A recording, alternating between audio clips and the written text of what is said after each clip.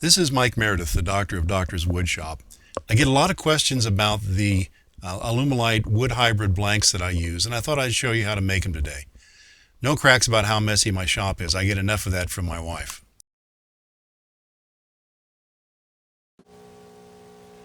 The first part of producing the wood Alumilite resins is to stabilize the wood. Now, the stabilization of the wood is done in a vacuum chamber like this, or like this one, or I actually have one that's about a 20-gallon vacuum chamber, but I'm going to do it in this one because you can see the bubbles a little bit better.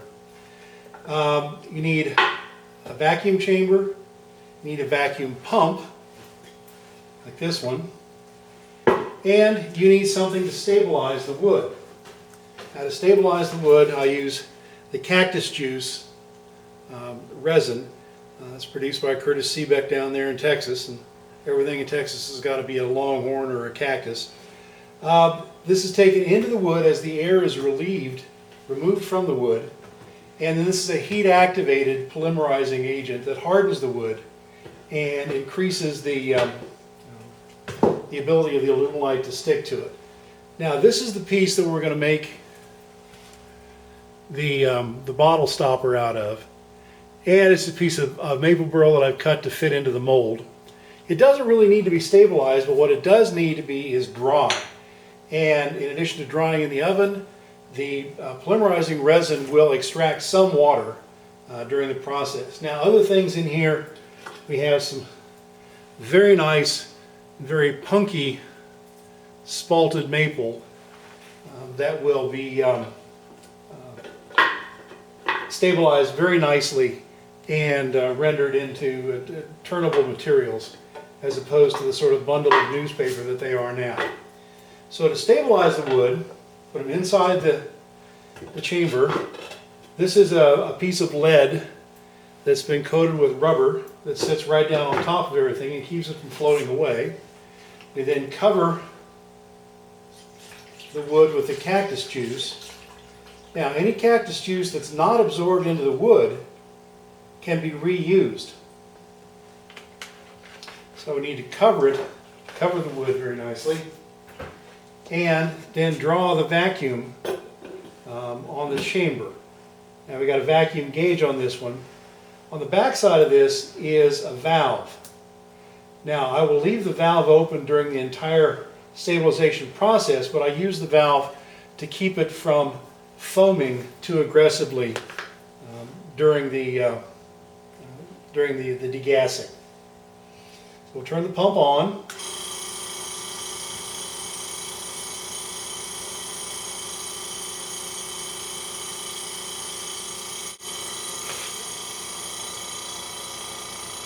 You can see the air coming out of the wood, and when it looks like it's going to foam up to the top, I'll cut the vacuum for a moment, let it settle down. Just kind of keep opening and closing, reducing the vacuum until the bulk of the air gets out of the wood, and then I can open it to the full vacuum.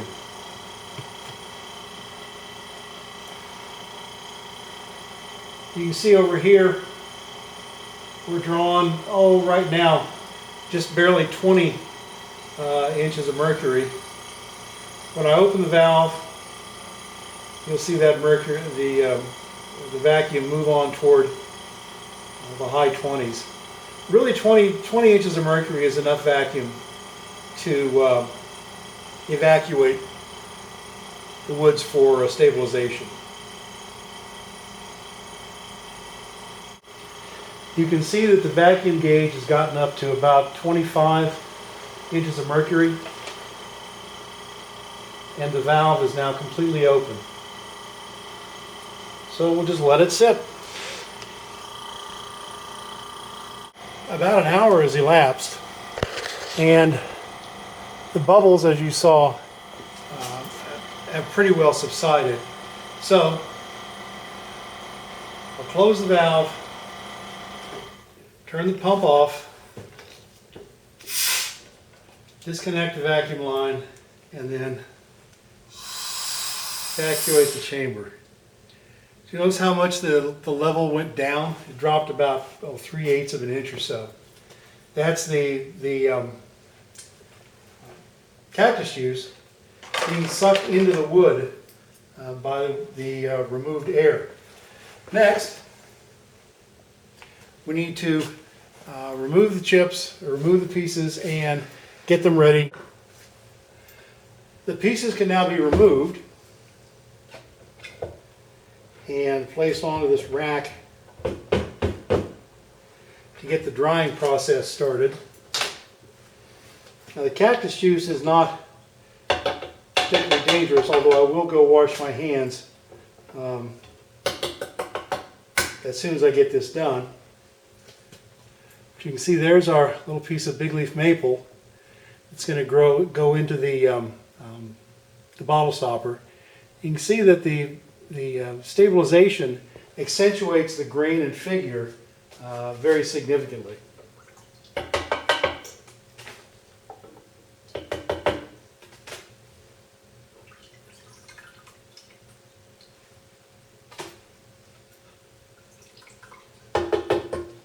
Now, people that stabilize pen blanks will very often wrap each piece into a little individual sleeve of aluminum foil.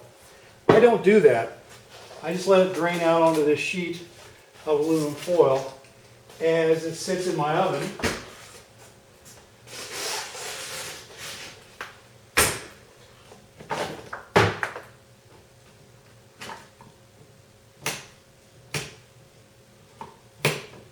Which is set to about 180 degrees. Time has passed. It's been about 4 hours. It probably didn't take that long for the resin to be extruded and to set up, but I got busy doing other things. So we can see here that our stabilized pieces now have been embedded with the cactus juice. And what I'll do with our little piece of maple burl is I will sand off the bottom to flatten it and to get rid of the extra cactus juice, clean it, and then we'll be ready to actually cast it in the Alumilite. Alright, now that our piece of wood is sanded down, ready to put into the mold, we need to set up the mold. Now, this is the type of mold that I've used. This is plexiglass held together with solvent, and then a gasketed end put on, held in place with screws, so that you can just undo the screws on the end and slip it out. First thing we have to do is clean any of the dust off of our wooden piece, and just a little brass brush does a pretty good job of that.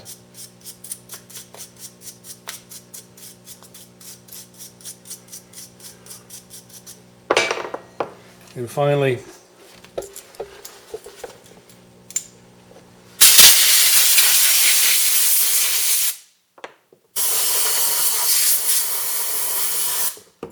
clean off the mold, clean off the piece, and I'm going to coat the mold with a mold release.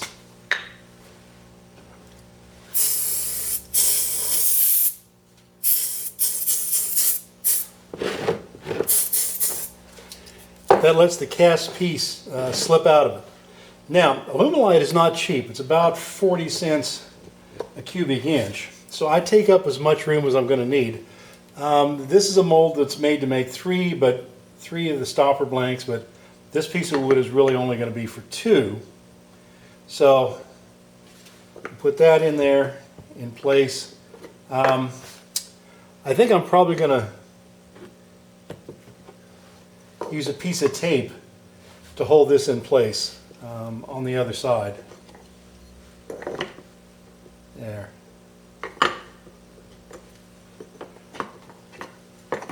Yeah, I think that's how I want it. Okay, so now the question becomes, how much Alumilite do we actually need to make up?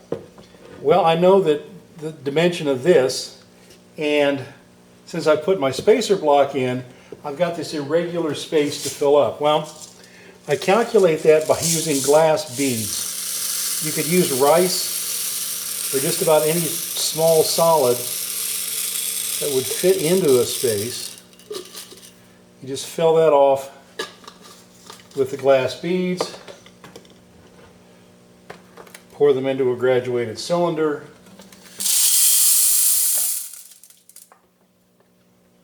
measure the volume they took up, and they took up about 165 mils of space, 165 cubic centimeters of space. So that's sort of a guideline for how much Alumilite I need to make up. Now, Alumilite comes in all sorts of quantities. I buy it by the gallon and then pour into working containers from these gallon jugs. It comes as an A and a B side, and I use what's called the Alumilite Clear. There are several different formulations of Alumilite. This is the one that seems to work the best for me. When we're getting ready to cast a piece, we know that we need about 170 mils of Alumilite. I always make more than I need. In fact, I'm going to make about 185. So we have half of that is B, half of that is A. Now we need to add the color. Now, over the years in the lab, I've learned to work from liquid stocks, and that's how I started doing this. I know that if I've made up a quantity of a liquid that produces a desirable result, it's easier to handle a liquid than it is to weigh out a powder every time. So for these stoppers, I'm going to use what I call my standard C stopper. It's a mixture of standard blue and standard green. Standard to me means 500 drops of the Alumilite dye in 500 mils of part A. And I know that I want about a 1 to 60 dilution.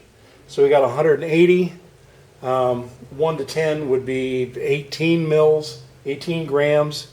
1 to 60 would be a sixth of that, or about 3 grams of my standard C green into my A stock.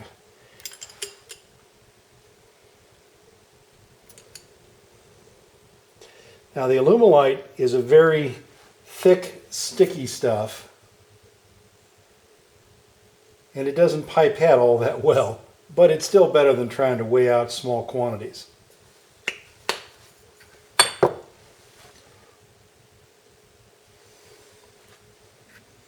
And even though I need about 3 grams, it's probably going to be best if I come up a little bit short and add more stock to my final mixture.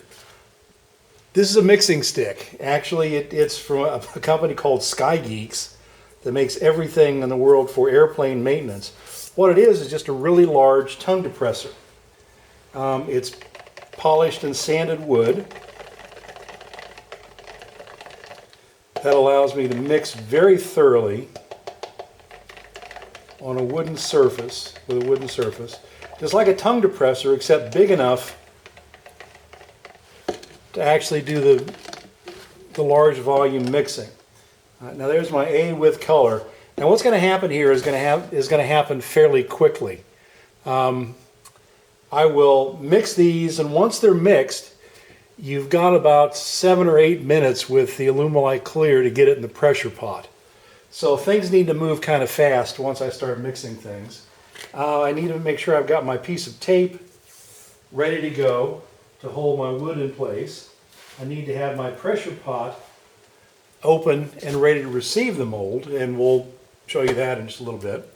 But let's go ahead and mix that, pour this, and get ready to harden the Alumilite resin in the pressure pot. So we'll stir the B into the colored A.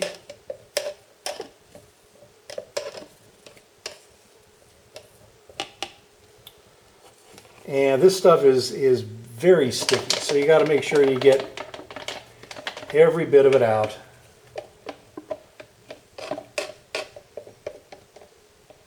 And you got to make sure that you have it mixed thoroughly. You can see the waves within the mixture.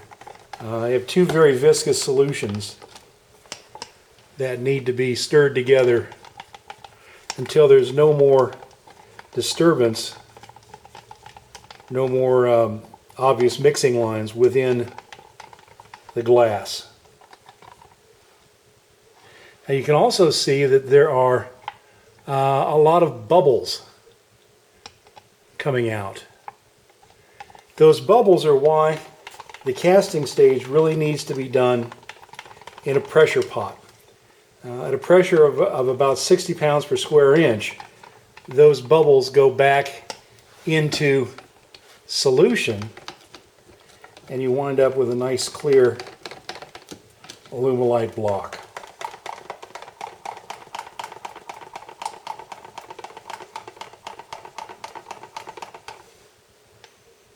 Okay, now that looks free of the mixing waves. You can still see the bubbles coming out of it. And I think I want to put just a touch of green, more of green in this. So I have a standard green.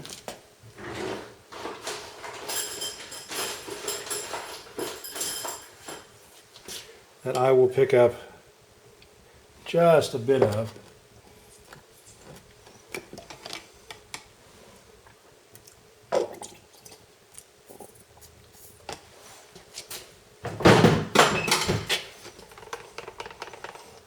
Yeah, okay. The reason I use the Alumilite dyes is the color saturation is amazingly good. Plus the mixing of colors is very, very reproducible. If I know the endpoints of a color mixture, if I want something in the middle, I can literally just calculate a midpoint and probably come pretty close.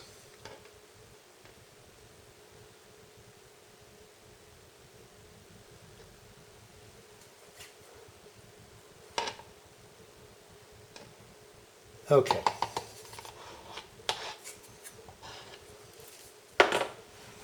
Let's go ahead and pour that.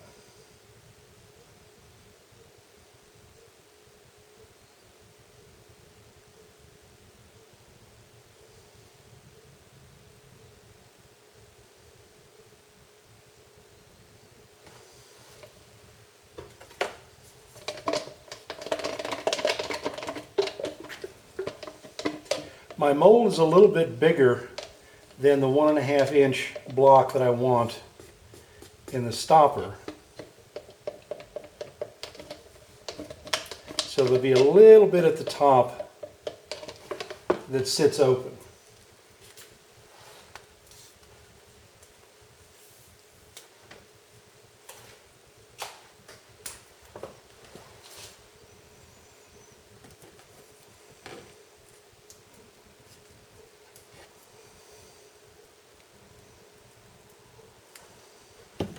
Okay, there's our blank ready to go to the pressure pot. You can see my pressure pot, which is really just an old painter's spray pot. You put the mold inside.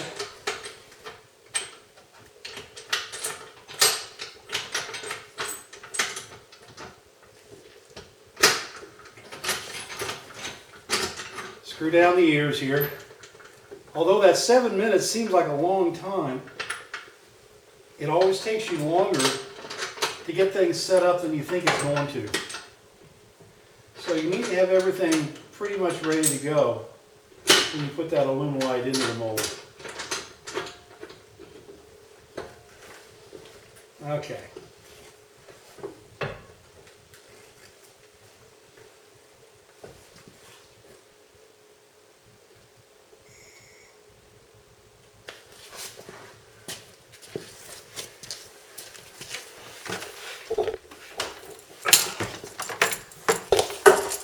Retrieve my compressor hose here.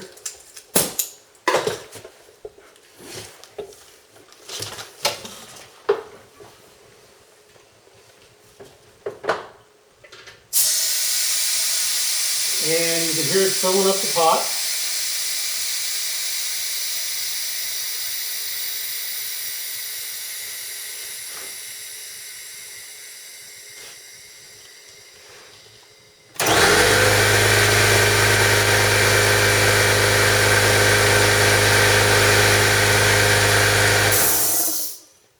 up to 60 pounds.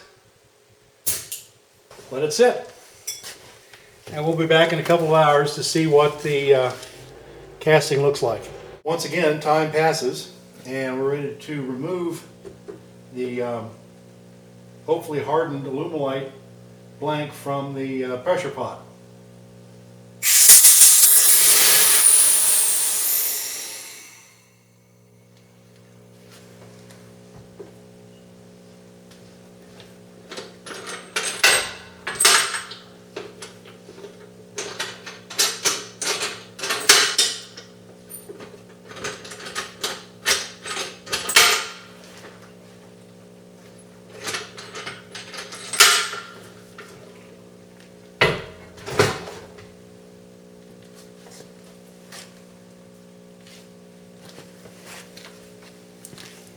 And there it is.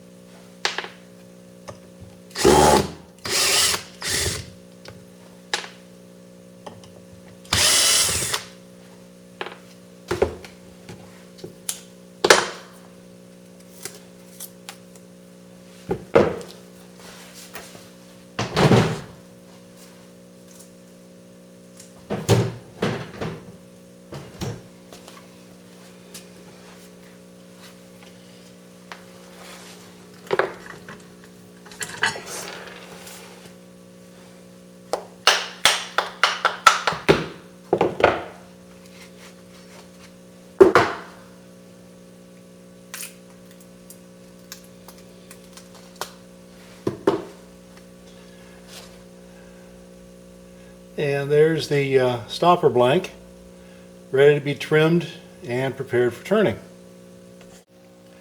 And a quick trip to the table saw, trimming these down to 1.5 by 1.5 by about 2.5. Our Alumilite big leaf maple burl hybrids are ready to turn. You can see that more time has passed, and I've spared you the details of turning the bottle stopper. There's another video on YouTube that shows how I do this. But we're at the last stage. This has been sanded using the walnut oil as the sanding lubricant up through about 7,000 grit with wet dry sandpaper.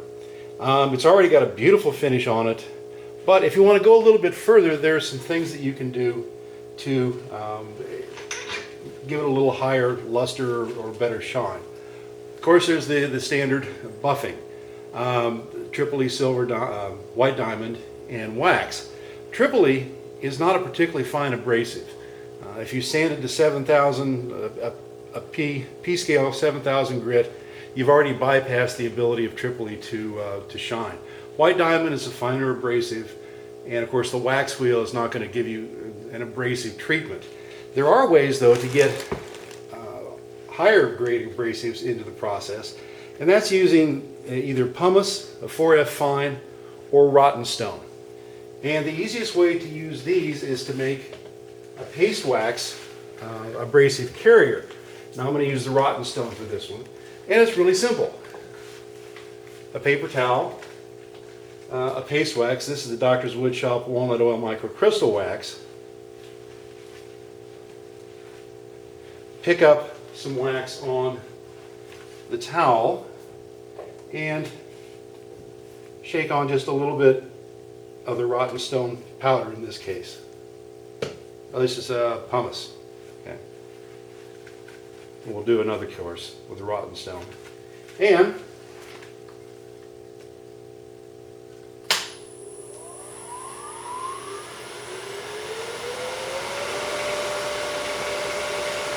simply polish the surface with the wax mixture.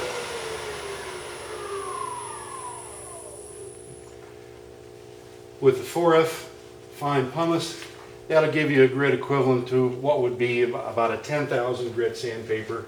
If we want to do the rotten stone, we pick up a little bit more of the wax, shake out the rotten stone onto the paper towel, sort of mix it up, back to the piece.